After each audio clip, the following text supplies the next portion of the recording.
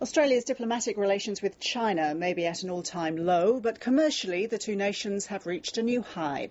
A Chinese resources company has secured a deal to buy $50 billion worth of gas from Western Australia's northwest shelf. The record-breaking deal couldn't come at a better time for the economy and has met with almost universal approval in Canberra. Kieran McKechnie reports. It's the biggest export deal in Australia's history. It also potentially underpins the biggest single construction project in the history of Australia. And at $50 billion, it's evidence that China's looking beyond the global recession to fuel its growth for decades. It in a lot of ways represents a bigger investment in Australia than the government's last economic stimulus package, hence the significance not only to the west coast of Australia but to the whole Australian economy. Under the deal, PetroChina will buy gas from the yet-to-be-developed Gorgon project off Western Australia. The first exports are expected to start in 2015. I think it's great news for Australia, greater news for Western Australia.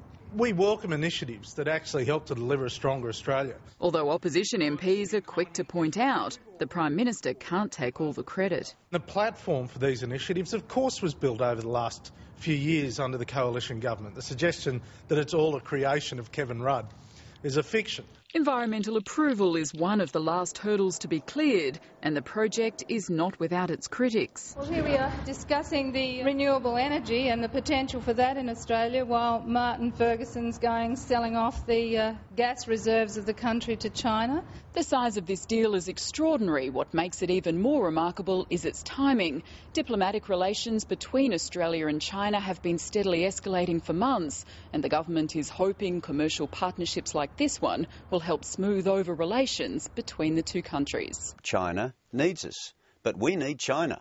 We've got to stand tall in that relationship. But the opposition thinks it's going to take a lot more work on the diplomatic front. At first, Kevin Rudd was fawning all over the Chinese government, and now the Chinese government has grown impatient with the little dog that yaps. Look, at any relationship, there are tensions from time to time, but life goes on commercially.